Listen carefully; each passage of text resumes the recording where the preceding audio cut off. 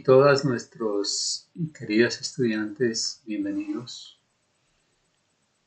a Vital Salud en tus manos, nuestra academia.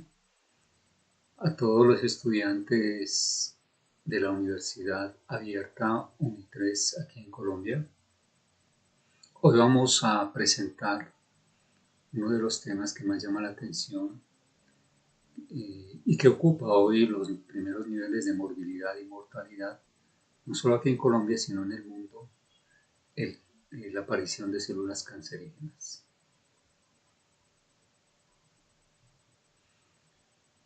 ¿Sabían ustedes que podemos nosotros fortalecer nuestro sistema inmunológico para defendernos de la aparición de esas células cancerígenas?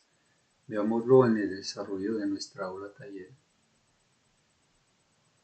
Para nosotros el fundamento principal es la biología funcional, que retoma todo lo que la naturaleza le ha enseñado al ser humano durante miles de años, y retomamos también las últimas investigaciones que se han venido realizando, los últimos avances, para descubrir lo que la naturaleza ya ha venido haciendo con el ser humano.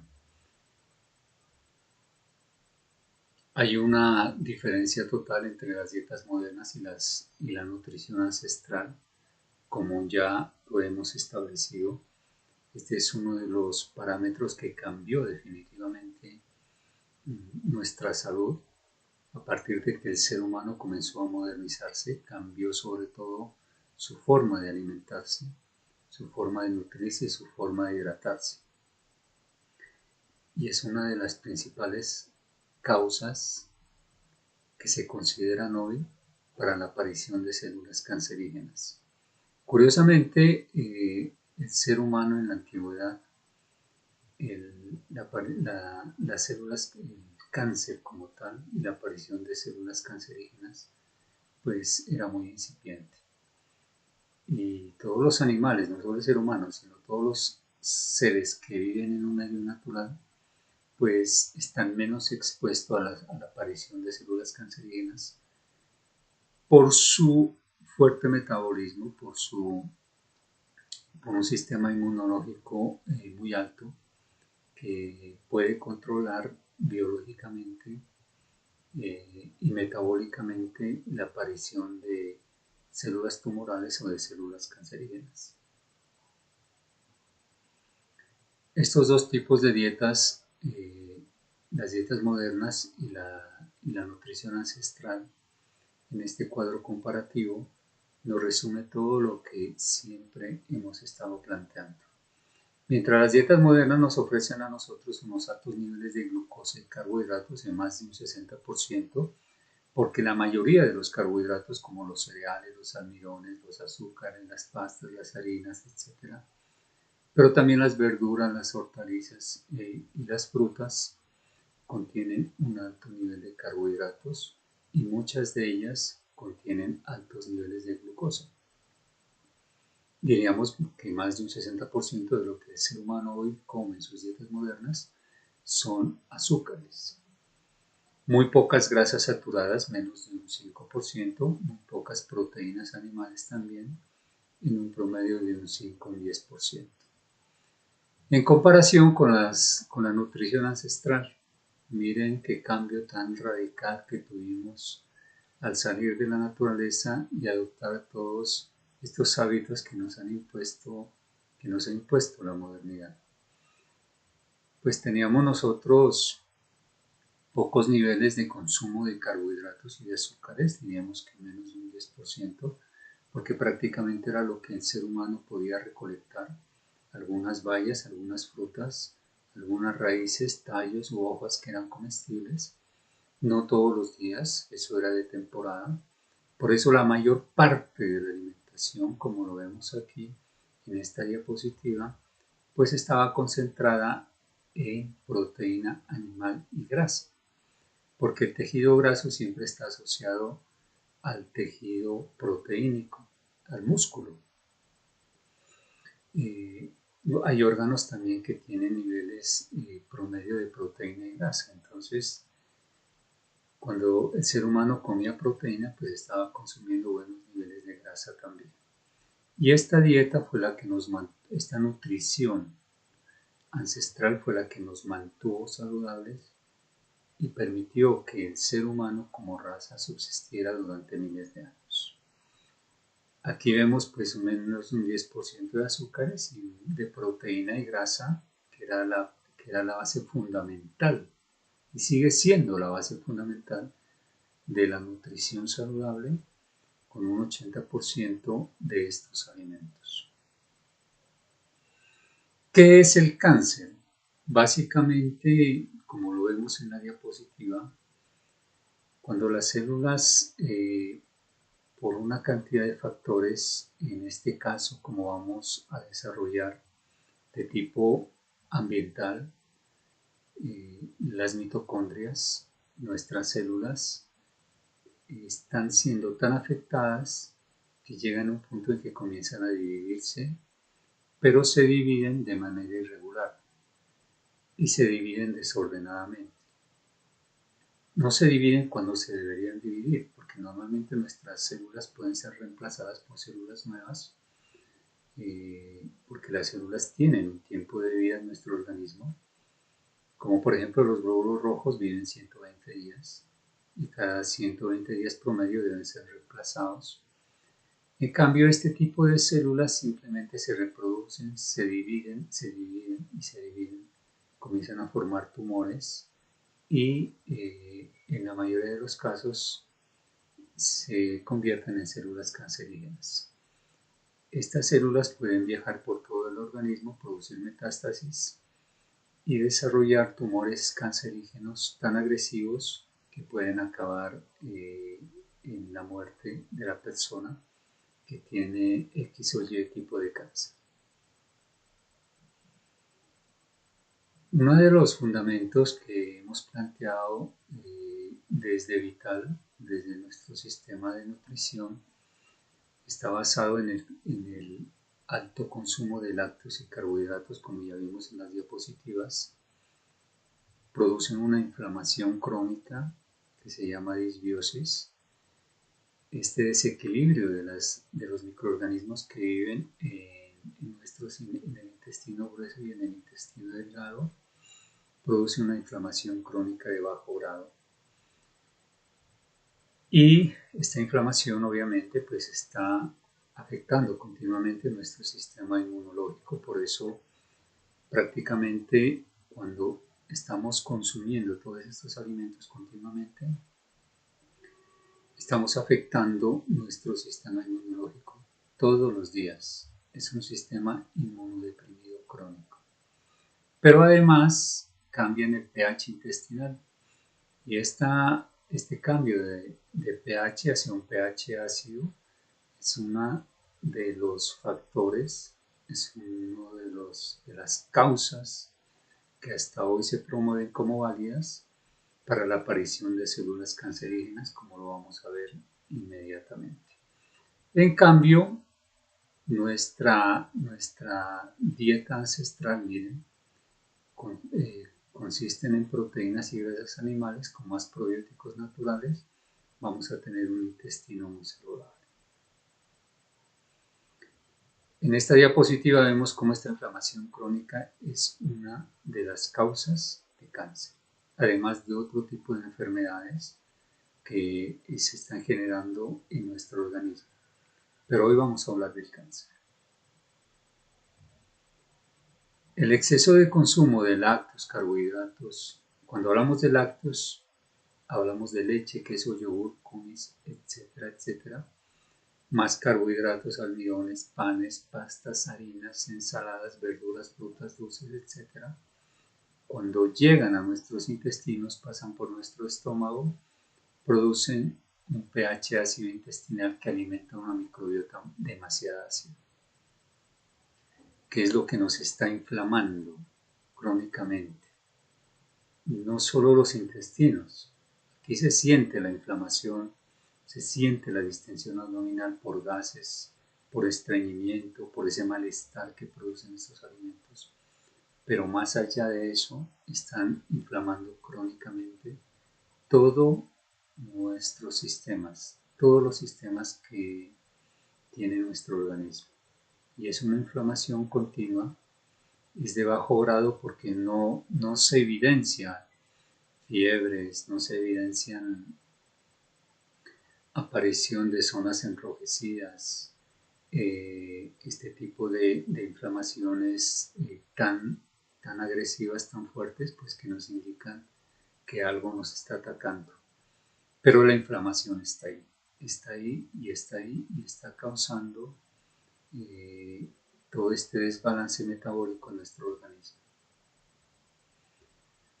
Uno de los investigadores más importantes es el profesor Thomas Seyfried, que es profesor de biología en Boston College y obtuvo su doctorado en genética y bioquímica. Tiene más de 200 publicaciones revisadas por pares y es autor del libro Cancer as a Metabolic Disease. Los invito, si ustedes tienen la oportunidad de buscar estas bibliografías, para que las tengan de referencia a los que les guste investigar un poco más a fondo. Pero yo solo quiero mostrarles como referencia parte de las investigaciones que el doctor ha realizado ya por más de 30 años, imagínense, y que son muy poco conocidas. Nosotros queremos darlas a conocer porque es importante que ustedes conozcan los avances de estos insignes investigadores que son muy poco identificados, que no son publicados como se debería hacer a nivel internacional, no solo por estas revistas indexadas que resumen investigaciones que presentan investigadores como el profesor Seyfried, sino por otro tipo de investigadores que no están de acuerdo con los argumentos de la medicina convencional y que buscan otras alternativas diferentes al tratamiento de las enfermedades, en este caso del cáncer. En los experimentos de transferencia nuclear que realizó el doctor Seyfried, pero también él recoge otras investigaciones de otros grupos de investigación. ¿Qué se miró? Simplemente se hizo una comparación entre células normales y células tumorales. Se tomaron células normales, a estas células normales se les hizo una transferencia del núcleo de una célula tumoral. Aquí lo ven ustedes, se transfirió este núcleo al núcleo de la célula normal. ¿Qué se esperaba? Que la célula se volviera cancerígena. Sin embargo, cuando la célula se reprodujo,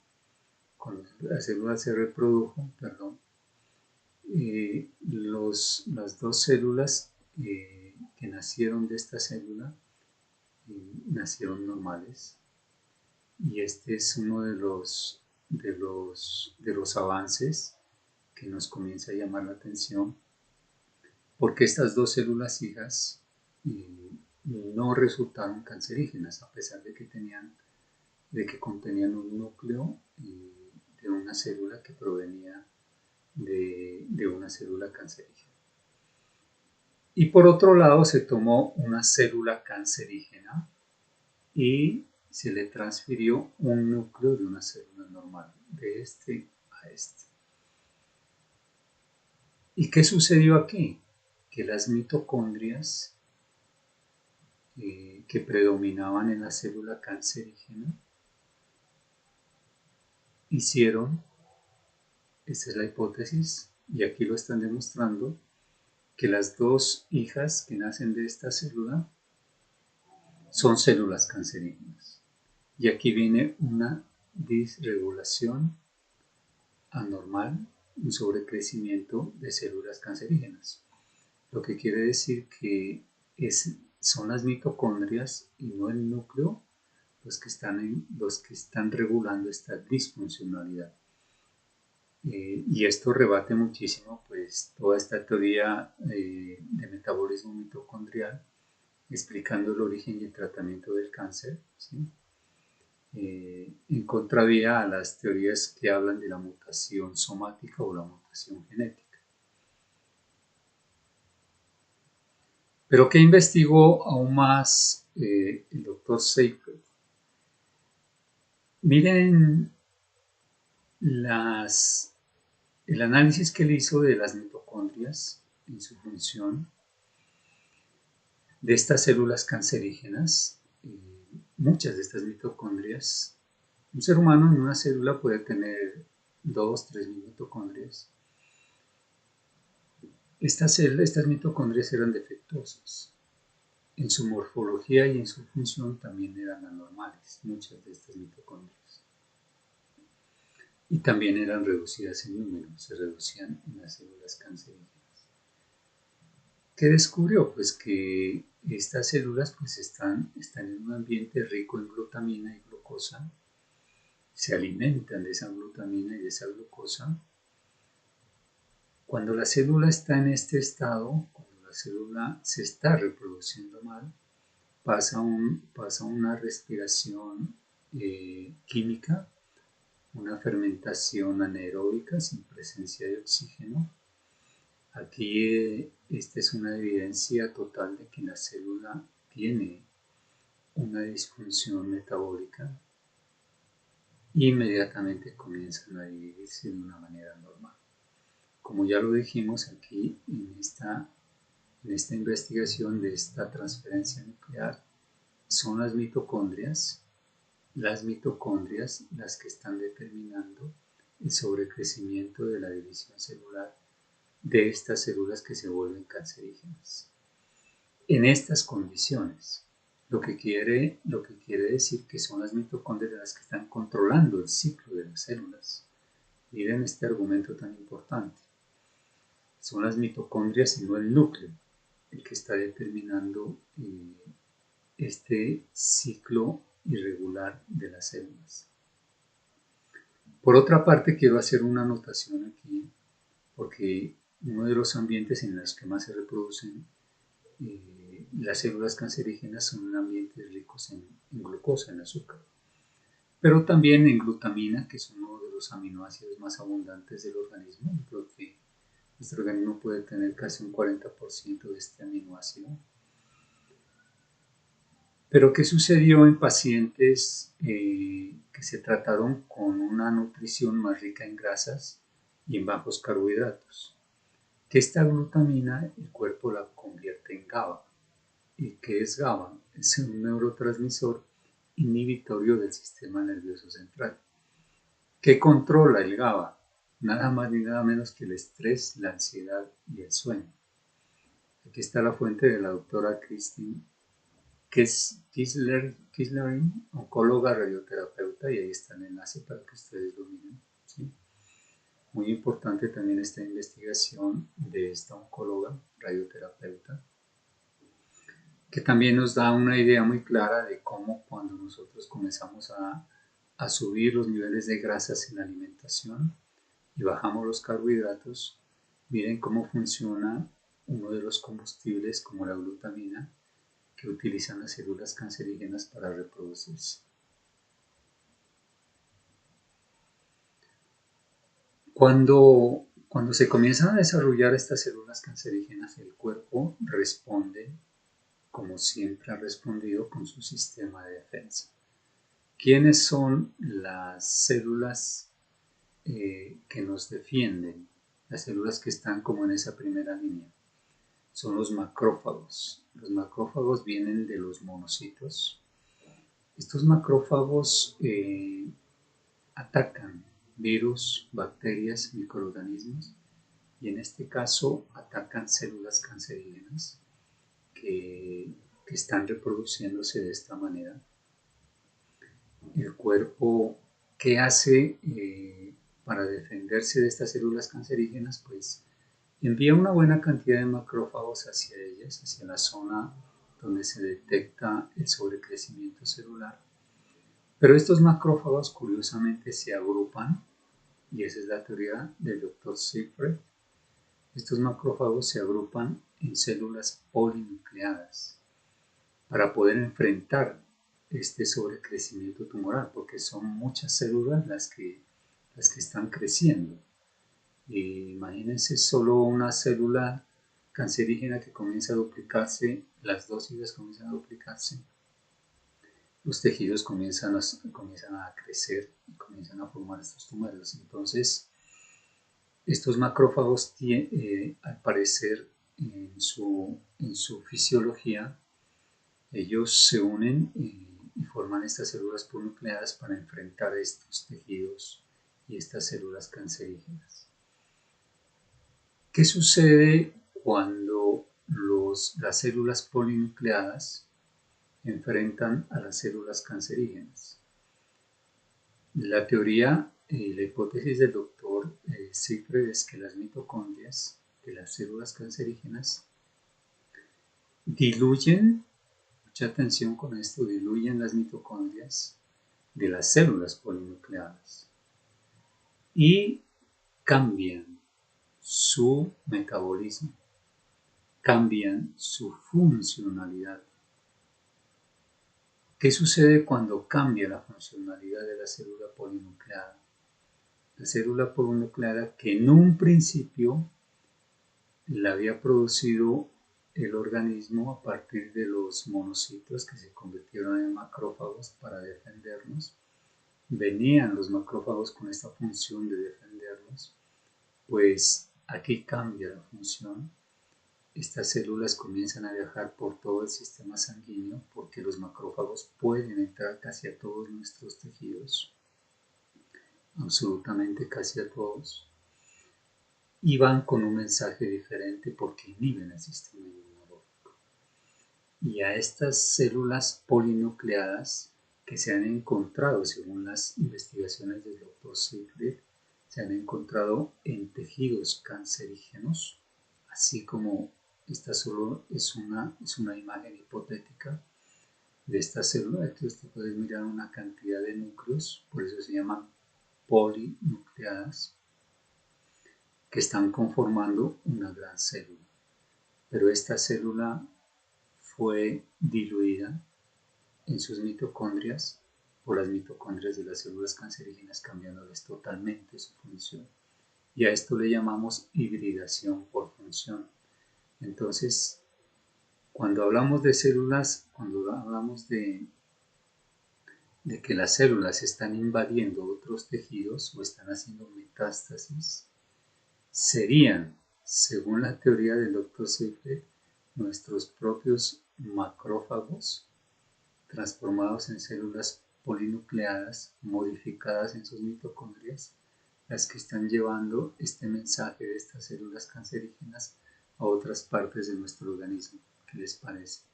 Nada más ni nada menos.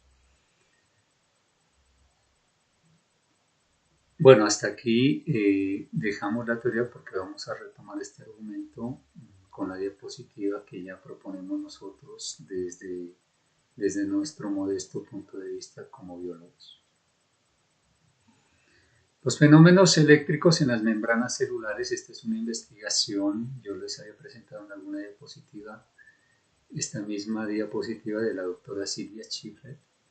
Queremos hacer énfasis en la investigación que hace la doctora Silvia en la Universidad República de Montevideo, en Uruguay, junto a su esposo, que es un físico, el doctor Julio Hernández. ¿Qué investigaron ellos? Generalmente nosotros tenemos la idea de que las células, como las células cerebrales, las neuronas, los miocitos, las células musculares o las células del corazón, los cardiomiocitos, funcionan eléctricamente como las neuronas. Pero no solo ellas funcionan eléctricamente. Todas nuestras células, todas, absolutamente todas, también funcionan eléctricamente. Entonces, ¿ellos qué hicieron? Hicieron unos estudios en unos tejidos de epitelios, ¿sí? Identificaron con unos equipos súper especiales los voltajes de las células de estos epitelios. Por ejemplo, el intestino delgado y el intestino grueso está revestido por este tipo de epitelios son tejidos de una sola capa que recubren el intestino delgado y el intestino grueso, pues encontraron que las células tenían unos gradientes altísimos de voltaje, tan altos que llegaban a 200.000 voltios por centímetro. E hizo una comparación con los voltajes que normalmente tienen las cuerdas de alta tensión de 200.000 voltios por kilómetro y concluyó que las membranas de las células de los epitelios tenían voltajes 100.000 veces más altos que estos voltajes que nosotros vemos en las cuerdas de alta tensión. ¿Para qué está utilizando estas células estos voltajes tan altos? Lo uno es el descubrimiento tan sorprendente de cómo estas células se están utilizando ahí en el ambiente de las células unos voltajes altísimos. Y la pregunta es ¿para qué los utilizan? La capacidad de realizar trabajo de estas células con esta batería eléctrica pues es enorme. Esta electricidad no está ahí gratuitamente. Estos voltajes la célula debe estarlos utilizando. Y se preguntan, ¿el adecuado equilibrio electrolítico en el líquido extracelular facilita los flujos de estos altos voltajes entre las células? Miren en la diapositiva el experimento que ellos hicieron. Bajaron el potencial eléctrico de las membranas normales, ¿sí? Lo bajaron con los equipos de experimentación que ellos tenían, y cuando bajaba el potencial eléctrico de la membrana, las células comenzaban a separarse. Aquí están las células en rojo, las que están en verde son los citoesqueletos, que están formados por actina al interior de la célula. La célula tiene un citoesqueleto que le da forma, ¿sí? Y cuando se bajaba el potencial de membrana de estas células, pues las células se separaban. Estos espacios que dejan las células permitirían, por ejemplo, a nivel intestinal, que muchas sustancias, microbios, microorganismos, virus, patógenos, puedan atravesar la membrana y puedan atacarnos. Sería una de las bases de la celiaquía y de las enfermedades autoinmunes, a lo que le llamamos nosotros permeabilidad intestinal. Y curiosamente, también cuando se subía el voltaje de las células volvían a su estado normal, cerraban estos espacios entre ellas y ya funcionaban como una barrera, porque esa es la función de todos los epitelios, proteger interna y externamente los tejidos, los órganos de los seres vivos. Entonces miren la importancia de estos resultados. ¿Por qué nosotros hacemos énfasis en esto? Porque cuando nosotros tomamos muchos líquidos y comemos poca sal, bajamos la conductividad eléctrica de nuestras células. Ya lo hemos explicado. Los que no lo han visto lo pueden ver en nuestro canal de YouTube, Academia Vital en sus manos. Hay un aula taller de hidratación y ahí pueden identificar el efecto que causa el tomar líquidos y el comer poca sal en el organismo, porque definitivamente baja la conductividad eléctrica de nuestros líquidos corporales donde las células viven. Y aquí llegamos a nuestra diapositiva. Estos son los dos argumentos que se contradicen. Las dos hipótesis que hablan de que que el cáncer es causado por un desequilibrio genético, y la otra que nosotros defendemos, que el cáncer es causado por un desequilibrio metabólico y energético. Aquí vemos esta primera parte que resume las investigaciones de estos científicos que ya hemos nombrado. Pero miremos nosotros cómo las células cancerígenas pueden crecer, pueden multiplicarse en un ambiente bajo el oxígeno. en un ambiente con un pH ácido intestinal causado precisamente por el consumo de lácteos y carbohidratos, en un ambiente alto en glucosa, en azúcares, por el exceso de consumo de carbohidratos, de más de 50-60%, que desarrolla niveles altos de insulina. Pero la insulina no solo es una hormona que está llevando la glucosa a la célula, no solo es un transportador, sino también es un regulador del crecimiento celular. Y también está asociado al sobrecrecimiento de células cancerígenas. Entonces miren por un lado de la balanza cómo nosotros mismos con unos pésimos hábitos de nutrición, de consumo alto de lácteos y de carbohidratos, estamos causando unos pH ácidos intestinales tan fuertes, el sobreconsumo de glucosa, las cantidades de insulina que están recorriendo nuestro sistema sanguíneo son el factor primordial, son el caldo de cultivo, son el alimento ideal donde las células cancerígenas se desarrollan y crecen. En muchos de los estudios que se han hecho de tejidos de células cancerígenas, pues se han encontrado estos tumores con estas características. Y por el otro lado, lo que nosotros estamos planteando desde nuestro muy humilde punto de vista, desde la biología funcional, el consumo de 2-3 litros de agua y el consumo de bajos niveles de menos de 6 gramos de sal diarios produce una baja conductividad eléctrica. Ya lo hemos enseñado. La membrana de las células normalmente mantiene un potencial eléctrico de menos 30 milivoltios. Ese es un potencial promedio normal. Una célula neuronal cuando quiere enviar su impulso nervioso llega a menos 70.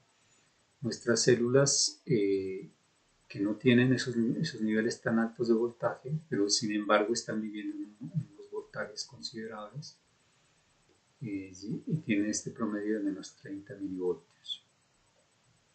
Si nosotros consumimos, como estamos consumiendo hoy, en nuestra modernidad, estas cantidades de agua y estos bajos niveles de sal, pues va a faltar energía y va a afectar el potencial eléctrico de la membrana.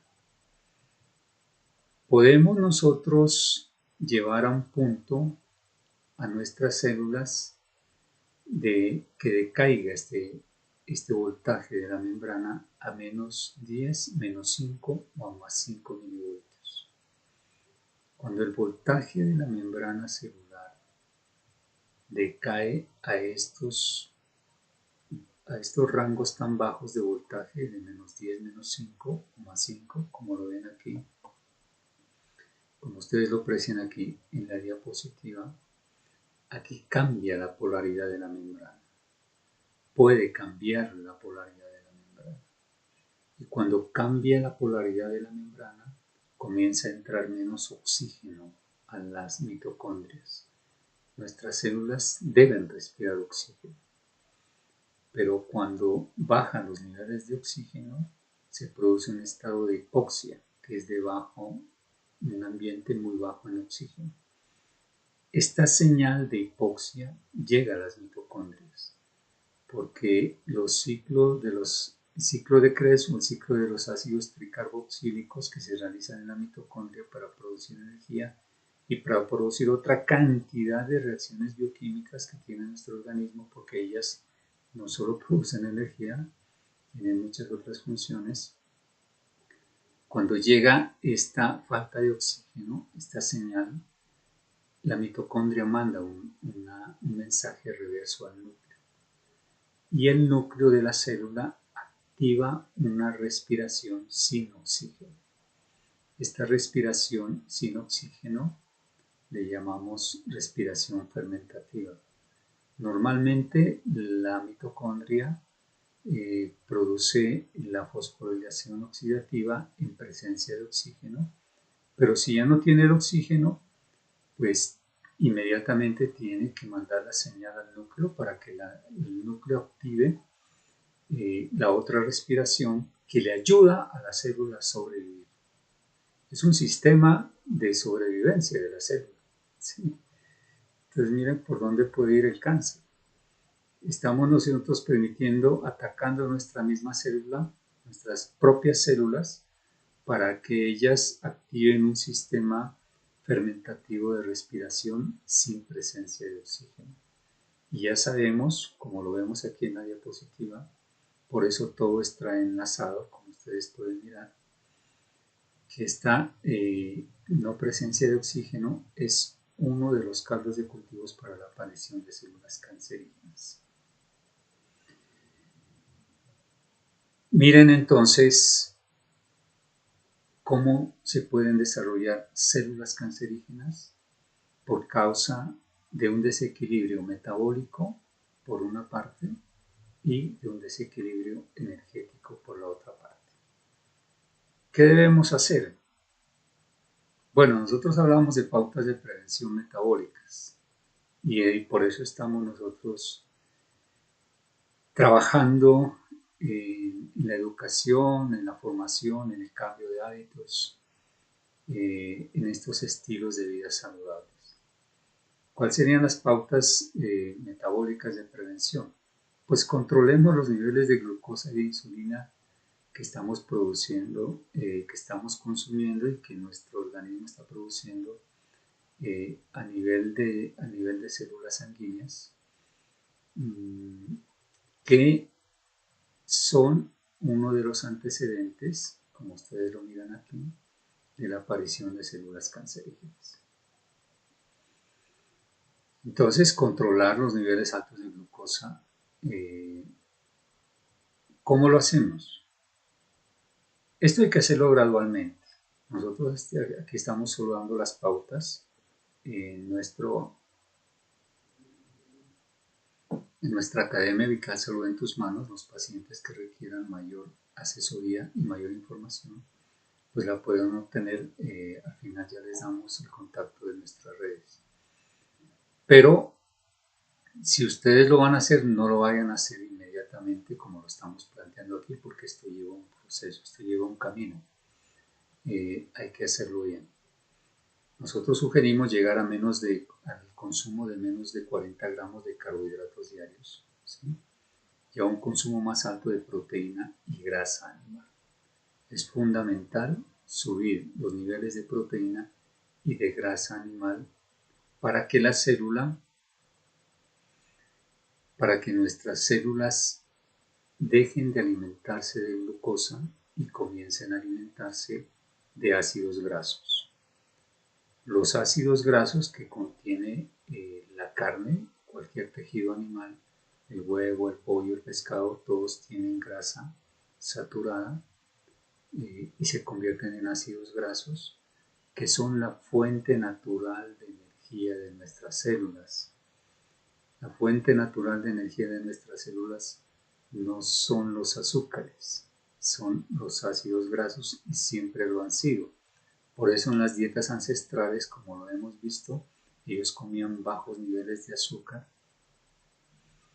eran muy bajísimos, y entonces uno se pregunta de dónde obtenían ellos la energía. Pues de las grasas, ¿sí? Porque las grasas sí se han comportado como moléculas que le proveen al cuerpo una energía muy saludable y que no causa todos estos desórdenes metabólicos que causa la misma glucosa. Si nosotros llegáramos a este punto, vamos a ver los beneficios de una dieta o un sistema de nutrición muy alto en proteínas y en grasa animal. Pero tenemos que cambiar el metabolismo del hígado para que el hígado, después de menos de 40 gramos, comience a producir cuerpos cetónicos o cetonas que vienen precisamente de las grasas que estamos consumiendo de la proteína animal. Otra de las pautas de prevención que nosotros sugerimos es el ayuno, pero igualmente, pacientes que estén con cáncer o estén diagnosticados con cáncer, no les sugeriríamos de ninguna manera que ayunen inmediatamente. El cuerpo a nosotros nos enseña a ayunar. Pacientes que coman 3-4 veces al día generalmente están sobrealimentados y están desnutridos, como ya lo hemos explicado en otras aulas taller. Por eso, para llevar a un paciente a un ayuno y a una comida diaria de 600 gramos de alimentos al día, ¿sí?, para que nuestro cuerpo comience, nuestras células comiencen a despertar todo un sistema inmunológico, que ya lo vamos a ver en el momento, necesitamos llevar al cuerpo a esos niveles de ayuno. Podríamos nosotros hablar de una sola comida al día, o de repartir 600 gramos de alimentos entre el desayuno, el almuerzo y la cena. Pero es el cuerpo el que nos enseña a ayunar. Nunca debemos obligar a hacer ayunos inmediatos cuando la persona está desnutrida. No es recomendable. ¿Cómo vamos nosotros a poner a ayunar a un paciente con cáncer en el estado inmunodeprimido en que está, con bajo nivel de nutrientes? Primero tenemos que equilibrarlo, comenzarlo a nutrir bien, comenzar a bajar los carbohidratos, comenzar a asumir las proteínas y las grasas, y en esa medida el cuerpo va a ir avanzando a este estado de ayuno ideal para combatir metabólicamente las células cancerígenas internamente. Hay diversas clases de ayuno. Hay ayunos con ventanas de 6-18, quiere decir que podemos nosotros podemos variar, podemos comer 6 horas, una ventana de 6 horas y un ayuno de 18 horas. Hay otro que se llama 8-16, que es una ventana de comida de 8 horas y una ventana de ayuno de 16 horas.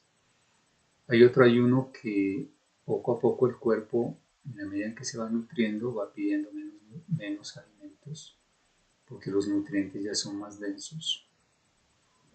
De 4-20, que es simplemente 4 horas de comida diaria de ayuno. No se vayan a olvidar que deben ser 600 gramos. No se trata de que en 4 o en 6 horas ustedes coman 3 o 4 kilogramos o litros de alimentos, porque no es esa la idea. Hasta llegar a una vez al día. Y cuando vamos avanzando, podemos llegar a una vez al día en 3, 4, 5 meses, y en 7, 8 meses ya podemos pasar a un ayuno de 48 horas. Pasando un día podemos comer. Pero cuando llegamos a este punto, ahí el cuerpo ya está muy bien nutrido. Y es aquí donde el organismo ya desarrolla otro sistema de defensa que se llama autofagia. Vemos aquí como dos premios Nobel, el doctor Christian de Duve y Yoshinori Oshumi, que investigaron sobre la autofagia, cómo los lisosomas pueden capturar diferentes toxinas, diferentes orgánulos, incluso desde el interior, los mismos lisosomas, ante la ausencia de alimentos, estos se activan y comienzan a digerir todas estas toxinas, todas estas sustancias, todos estos desechos que están afectando a la célula. Los autofagosomas, ellos tienen una doble membrana, ellos simplemente van rodeando todos estos metabolitos que pueden llegar a ser cancerígenos también. Los van envolviendo, forman autolisosomas hasta digerir el contenido de estas sustancias, de estas proteínas, de estos virus, de estas bacterias, etc. Los diluyen con enzimas y los vuelven a reciclar, que es lo más importante. Por eso la autofagia es un proceso de reciclaje interno. ¿Qué les parece que nuestro cuerpo se recicla el mismo? Nuestras células tienen esa capacidad de autorreciclarse, de autorrepararse. de tomar todos esos desechos, todos esos organelos, todas esas sustancias químicas, esos, eh, esos ácidos, esas bases, todas estas moléculas que están en el citoplasma, que pueden llegar a ser en algún momento cancerígenos, factores de crecimiento, factores cancerígenos, de disfunción metabólica también a nivel de citoplasma. Pues los lisosomas lo que hacen es tomar todos estos desechos celulares, digerirlos y volverlos a convertir en sustancias útiles, ¿sí? En proteínas útiles para el organismo. Nada más ni nada menos, eso es lo que hace la autofagia. ¿Qué haría con las células cancerígenas? Pues hacen lo mismo, atacarían las células cancerígenas desde adentro. Este proceso es selectivo porque los lisosomas pueden identificar estas células y simplemente comienzan a digerir todos, por ejemplo, si comienzan a digerir estas mitocondrias que están disfuncionales, aquí vemos una imagen de una mitocondria, estas mitocondrias que como como lo sostiene uno de nuestros investigadores, puede llegar a afectar el ciclo de las células, la reproducción celular, pues ellas los pueden atacar y las pueden reciclar para formar nuevas y tener las proteínas, tener los elementos básicos para reconformar nuevas mitocondrias. Entonces, la hipótesis de la autofagia y el reciclaje realmente es un tema muy apasionante, pero que en el caso de las células cancerígenas, pues para los pacientes que tienen cáncer, si podemos llevar a un paciente a este nivel, podemos desatar todo un sistema inmunológico a nivel celular en todas nuestras células, a nivel interno, muy selectivo, que nos ayudaría a convertir estos tumores y estas células cancerígenas. ¿Para qué nos sirve todo este proceso de ayuno? Para todo un proceso de detoxificación también, porque los lisosomas consumen también todas esas toxinas, radicales libres, fracciones de proteínas, grupos metilos. Estos grupos metilos son muy oxidantes, desechos celulares, organelos. Las células todos los días están produciendo desechos. Son nuestros sistemas, las células son nuestras unidades básicas de la vida. Ellas funcionan como nosotros funcionamos. Así como nosotros también comemos y desechamos una cantidad de sustancias que excretamos por la orina, por las heces, por el sudor, por la transpiración, etc. Las células también necesitan excretar todos estos desechos. Pero cuando consumimos demasiados lácteos y carbohidratos, hay demasiados desechos a nivel celular, a nivel intracelular y a nivel extracelular también. Y si no estamos limpiando todos estos desechos, ¿qué puede suceder? Pues que pueden afectar nuestras mitocondrias y nuestras mitocondrias pueden hacer que las células comiencen a reproducirse y producir células cancerígenas. Las mismas mitocondrias, en todo este proceso de detoxificación, pueden producir mitofagia, o sea, ellas mismas se pueden autorrenovar. Entonces miren los beneficios del ayuno. ¿Qué quiere decir toda esta hipótesis de la autofagia? Que es más saludable ayunar que comer, ¿sí?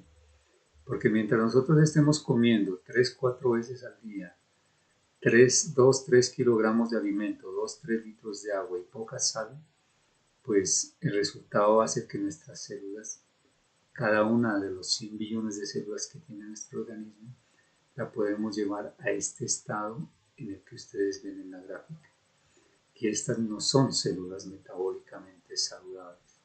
Queremos tener células sanas, queremos tener tejidos sanos, órganos sanos, sistemas sanos en nuestro organismo, sistema inmunológico, sistema respiratorio, sistema esquelético, sistema muscular, sistema cardiovascular, etcétera, etcétera, etcétera.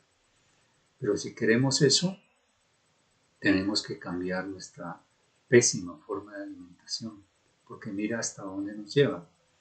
Solo con ayunar vamos a obtener todos estos beneficios, ¿sí?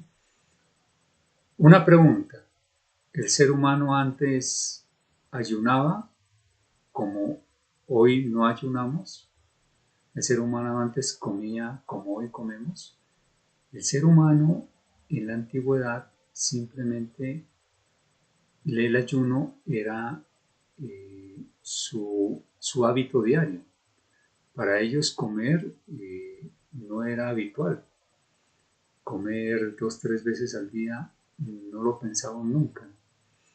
Comían cuando tenían hambre y volvían a cazar a los 5, 10, 15 días tal vez, o cuando encontraban alimento, ¿sí? Eso estaba determinado por el hambre y por la disposición de alimento en el que el ser humano vivía. Entonces, para ellos el ayuno de 3, 4, 5 días era normal.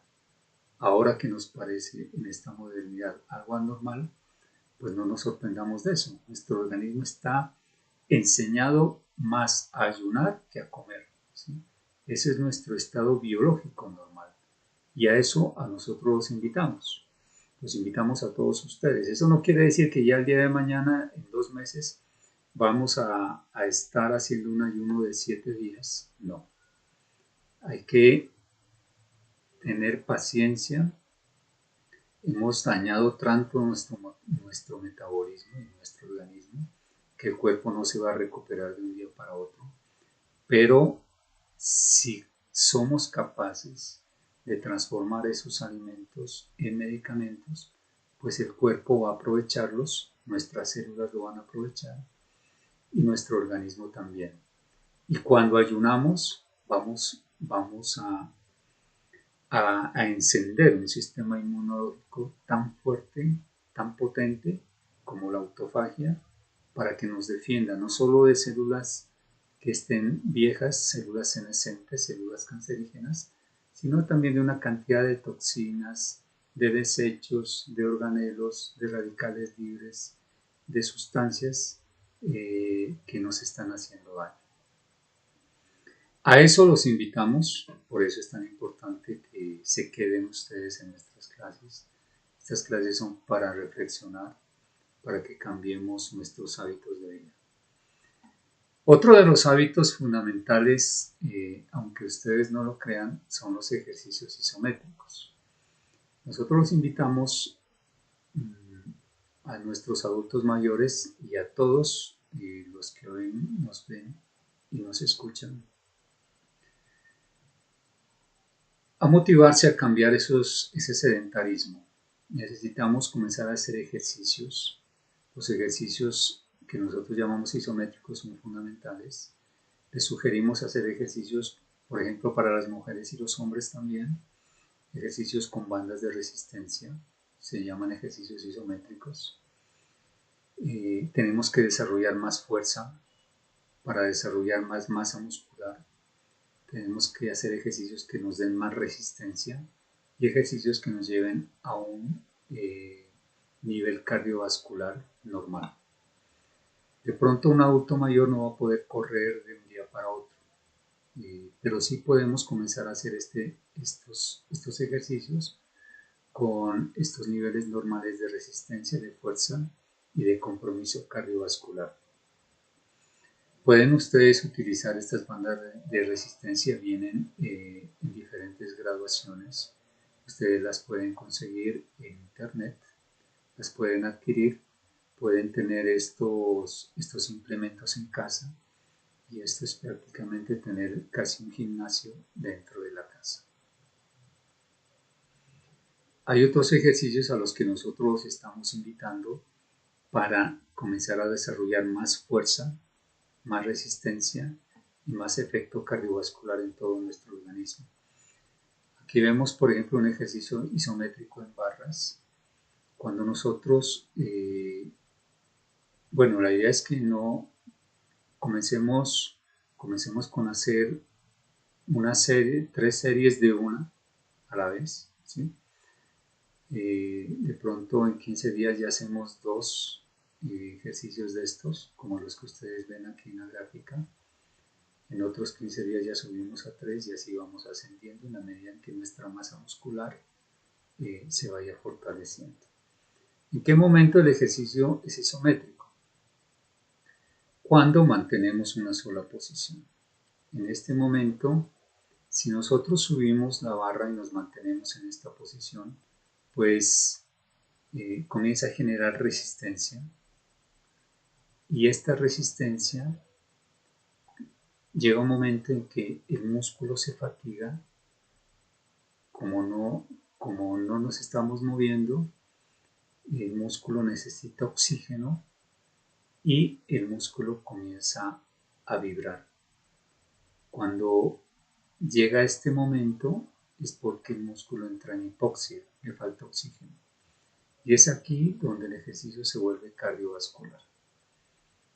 Es importantísimo hacer este tipo de ejercicios porque vamos a desarrollar más masa muscular, vamos a perder grasa corporal y vamos a llevar al cuerpo a un esfuerzo cardiovascular conveniente. Lo mismo las mujeres pueden desarrollar poco a poco estos ejercicios que se hacen en barras, no solo con bandas elásticas, si lo prefieren háganlo así, pero en la medida en que vayan avanzando ya pueden llegar a este nivel de ejercicios. Este es otro ejercicio isométrico. Aquí ya están comprometidos gran parte de músculos, no solo los pectorales, sino también del brazo, del antebrazo. Cuando nosotros hacemos estas dominadas y podemos bajar a este nivel, aquí nos podemos sostener para permitir que el músculo comience a pedir más oxígeno y la fibra muscular comience a fortalecerse cada vez más. Ustedes pueden utilizar también estos implementos que nos ayudan a nosotros a tener cierto, bueno, comenzamos a desarrollar un poco más la parte cardiovascular, pero les sugiero que estos aparatos tienen un nivel de resistencia, que lo hagan con la resistencia mayor. Primero pueden hacer ejercicios de calentamiento de 5 o 10 minutos con las resistencias más bajas que dé el equipo, ¿sí? Y de ahí en adelante la comenzamos a subir a la mayor resistencia. Hay equipos que tienen resistencias de 10, 12, 15. Yo tengo un equipo de estos que tiene una resistencia de 16. Entonces, cuando después de 10 minutos de calentar, lo llevo a 16 y comenzamos a hacer más fuerza. La idea es hacer más fuerza para no desgastar las articulaciones. Cuando nosotros comenzamos a hacer más fuerza, nuestro sistema cardiovascular pues comienza a activarse mucho más. Y ese es el propósito. Desarrollar fuerza, no dañar las articulaciones y activar todo el sistema cardiovascular. Estos ejercicios también los pueden ustedes hacer con estos implementos, son para los pectorales. Igual tienen los mismos principios de estos ejercicios de acá: fuerza, resistencia y activación de la parte cardiovascular. Estos ejercicios se hacen con una rueda, sobre todo para abdominales y fortalecer la parte abdominal. Primero comenzamos con niveles de resistencia bajos, después avanzamos un poco más y cuando ya tengamos más experiencia pues ya nos podemos extender y volver a nuestra posición normal. Este también es un ejercicio isométrico que lleva al organismo a estos niveles de activación del sistema cardiovascular. Lo podemos hacer apoyados en un muro. Primero comenzamos a inclinarnos de esta manera. Poco a poco vamos avanzando, vamos ampliando, vamos cerrando el ángulo hasta llegar a un ángulo de 90 grados sobre el muro. No tenemos, es como si estuviéramos sentados, pero aquí no hay ninguna silla. Y aquí nos sostenemos. Aquí nos podemos sostener inicialmente por 1 minuto. Podemos subir a 1 minuto 30, después a 2, después a 3. En la medida en que vamos avanzando, vamos a ver cómo todos estos músculos comienzan a activarse. Cuando pasan los segundos, comienza a haber mayor resistencia, llega a un estado de hipoxia también de los músculos de la pierna. Aquí los músculos llega un momento en que comienzan a temblar, nos falta la fuerza y es aquí cuando se activa todo el sistema cardiovascular y vamos a comenzar a subir la frecuencia cardíaca, vamos a respirar mucho más profundamente, como si estuviéramos trotando, como si estuviéramos ascendiendo, por ejemplo, unas escaleras. Entonces, es importantísimo que comencemos a desarrollar todo este tipo de ejercicios. Yo les voy a subir en nuestra próxima clase, que es la última de 1 y 3, algunos de los ejercicios que yo hago personalmente, para que ustedes miren cómo el organismo va a ir desarrollando poco a poco estos niveles de resistencia muscular. Hay que mantener la masa muscular, hay que hacer fuerza muscular, porque además la fuerza muscular nos ayuda a mantener una salud metabólica mitocondrial. Nuestras mitocondrias están muy saludables cuando nosotros estamos haciendo ejercicio de este tipo muscular y cardiovascular. Las células musculares, los miocitos, ellos toman del azúcar que está en el glucógeno y lo queman rápidamente y nos ayuda a controlar esos niveles de insulina tan altos que simplemente se suceden por el alto consumo de carbohidratos, pero además la fuerza muscular que nosotros podemos hacer tanto en los brazos como en los antebrazos, como en las piernas, como lo vemos aquí, nos lleva a nosotros a desarrollar más masa muscular, nos lleva a nosotros a quemar grasa, pero también a estimular la matriz de los huesos, la matriz ósea. O sea, las mujeres ya después de la menopausia, los hombres también, pues debemos hacerlo, pero las mujeres sobre todo para prevenir la osteoporosis deben hacer estos ejercicios de esfuerzo cardiovascular isométricos para mantener una matriz ósea saludable. Porque cuando nosotros hacemos estos ejercicios de esfuerzo muscular, pues nuestros huesos también se estimulan, ¿sí? Los osteoblastos, que son las células óseas, ellas comienzan a producir hueso porque sienten la fuerza de la tracción. Nuestros músculos están diseñados, ellos están articulados a nuestros huesos, ¿sí? Y a nuestras articulaciones. Entonces, cualquier movimiento que nosotros hagamos de este nivel, pues va a estar estimulando el crecimiento de los huesos. ¿Qué les parece? Por eso necesitamos hacer ejercicio, necesitamos movernos. Les aconsejamos pues que sigan por ahora los ejercicios que nuestra profesora de la Universidad Abierta UNI3 aquí en Colombia está haciendo los días domingos, porque bueno, inicialmente como adultos mayores vamos a hacer esos ejercicios de coordinación, de equilibrio, que los necesitamos, ¿sí? Los necesitamos a diario, pero poco a poco les sugiero que vayamos avanzando a este tipo de ejercicios. Muchas gracias por su atención. Somos Vital Salud en tus manos. Estas son nuestras redes. Los invitamos a que nos sigan en nuestro canal Academia Vital Salud en tus manos y en todas nuestras redes. Estos son nuestros contactos. Les pedimos que nos visiten, que se suscriban a nuestro canal, que hagan comentarios, que nos den un clic, que que nos ayudan a difundir todos estos conocimientos y principalmente que pongan en práctica lo que desde todas estas pautas que desde Vital estamos nosotros enseñando. Muchas gracias por seguirnos, somos Vital Salud en tus manos. Un abrazo.